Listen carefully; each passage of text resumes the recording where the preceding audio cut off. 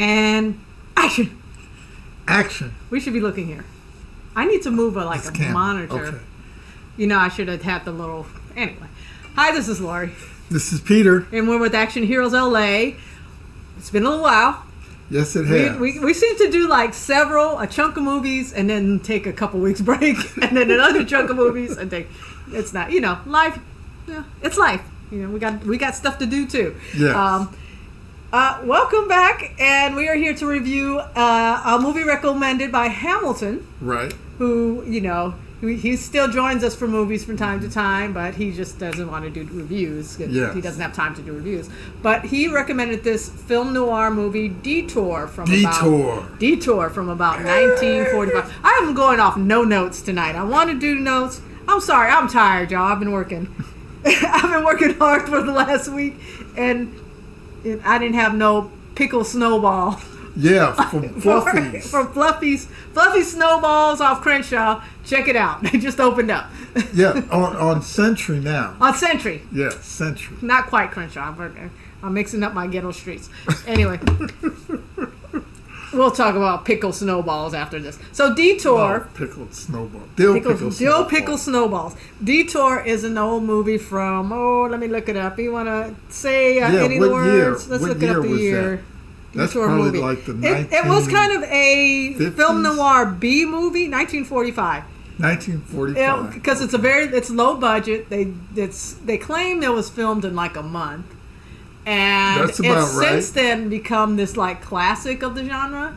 So, are you a fan of film noir? Have you watched any in the past, or are you kind of? No, I may have. Yeah. But this movie, I really liked it. Yeah. Very simple. Mm-hmm. A couple of really good twists. Yeah. Some great characters. Yes. Especially a female one. and God, it was just a really enjoyable movie. And it didn't take long. It was short. It's only about an hour and 7 minutes. Yes. And yeah, it's fun because it has that type of dialogue, that stereotypical dialogue you expect from 40s movies. Yes. It has that in spades. It's funny. The delivery, the acting, it's everything like people make fun of now, or yes. Well, I don't know if they make fun of it now, but in fact, comedians in the past 30, 40 years always do it. When they want to do that type of character, they would do it that. And yeah, I really enjoyed it. I enjoyed it too. It's kind of a gripping, kind of psychological. Yes, it has. To me, it has a little bit of everything. Yeah. It didn't have the shoot 'em up, bang bang. No, it's not that kind of. But movie. It's kind of like, but this happened, and when this happened, there's consequences. Yeah, a psychological. What did you call it? A thriller? I don't know if it's. I don't know if it's a thriller or crime drama. It's more of a drama than a thriller. Yeah.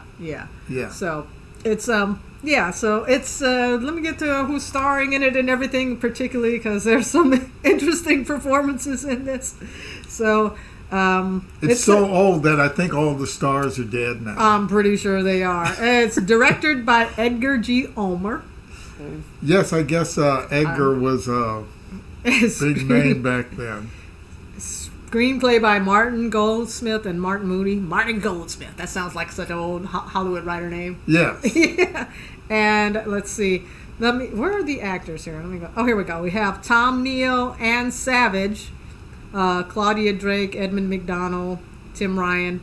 I don't know any of these people. Pat Gleason kind of sounds familiar. Yeah, he kind of looks familiar too.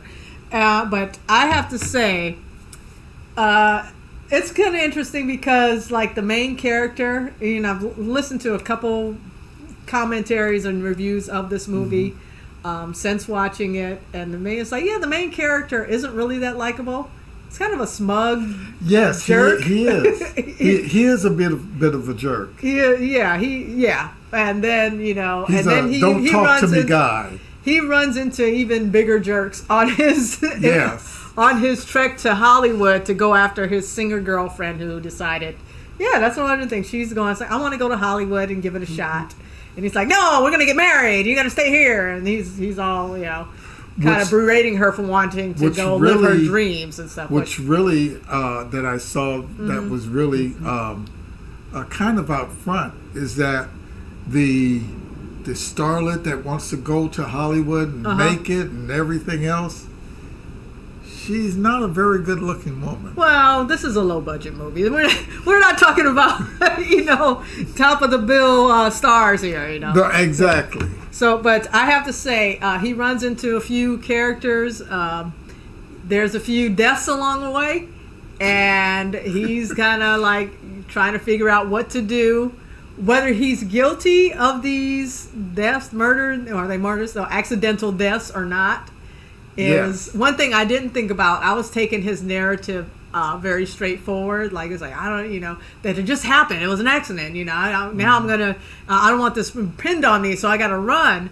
But another review brought up how he's an unreliable narrator, and I never thought of that. It's like, oh, okay. Because it's like, why are you, like, freaking out? If it's an accident, why do you got to hide the body? Yeah. Yeah. I know police forensics weren't that as great as they are now back then, but still, if you're innocent, as you keep claiming to be, why you keep going on the run, just... Well, I was looking at it as... I know you can't call 911. That wasn't around. The forensics, they didn't have any back then. Yeah. And...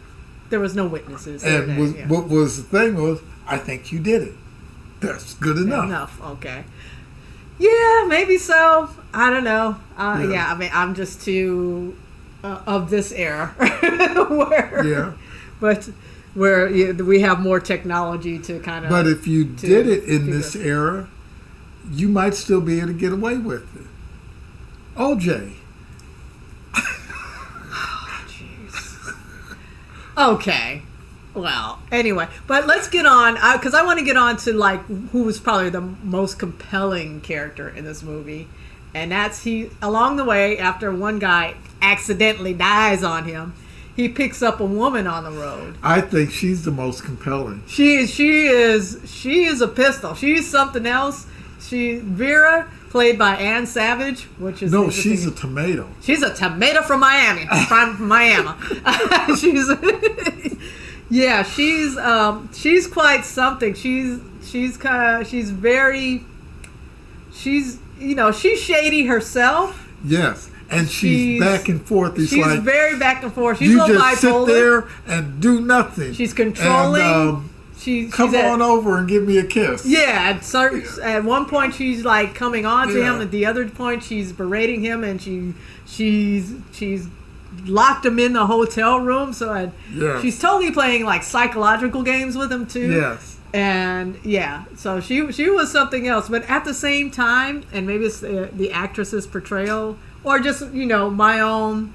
Back then, you would have like, oh, this woman is just bad. Like they say, there's a line in the movie. It's like, what kind of woman would be hitchhiking? A tomato. Implying a tomato. They're implying, she can't be any good. Not really thinking about.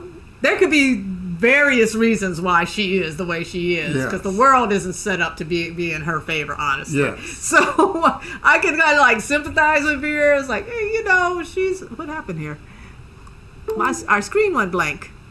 Oh, our camera went out. Are we still recording? We're still recording. We're having technical difficulties. Can I pause? I can't see it. It's been a while. That's what happens when you take too long doing this stuff. So back to Miss Vera. Yeah. She's such an effective character. I remembered the character's name. I actually remember, although I did watch this twice. I watched it with you, and I watched it with Hamilton. Yeah, before. with Hamilton. So yeah. Anyway, yeah. She was quite a character.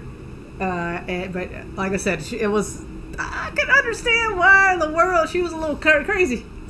She's had to deal with some shit, especially she was probably poor and had to struggle all her life and hustle.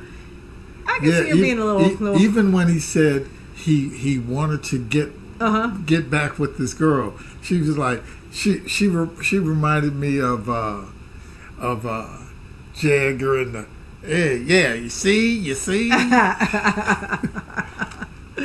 But I really enjoyed the movie. This was a fun movie. I definitely recommend it. One of the things, there have been, and Hamilton brought this up to me, there have been really bad copies of this, and the Criterion Collection got the film, restored it, cleaned it up, so now on the Criterion, I think on the Criterion channel or something like that, or on DVD, it's a very clean version of it available. Although when Hamilton and I watched it, I had the wrong setting on the projector, so it was extra dark. But he's like, I kind of liked it better. When I fixed it, it was like, oh, I kind of liked it better, kind of dark and gritty. But anyway, yeah. So this is Detour from 1945 with Tom Neal, who was the main actor in it. And you know, it's funny. I just did like a Wikipedia at him, and apparently he was kind of an asshole in life too. So he kind of fit this character. He had like some kind of like scandalous thing happen, you know. Wow. It was like real life kind of parallels this movie, which was kind of interesting. So I look him up and check him out.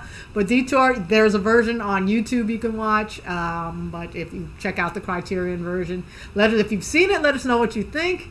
Classic. Yes. I can see why you can see it's a low budget movie. They have very minimal sets. But it does some like interesting camera work, interesting lighting on film. If you're into movies or want to get into that genre, this is an interesting story, nice good acting. Yeah, this is a fun one to watch. Check it out. So, are we out? We are out. We are out. Like, we're out. Gotta find a tomato in Miami. No, I don't want. We don't want to find a tomato. I don't like tomatoes on my burgers. But how about on your Miami? No. No. All right, we're out. We're out.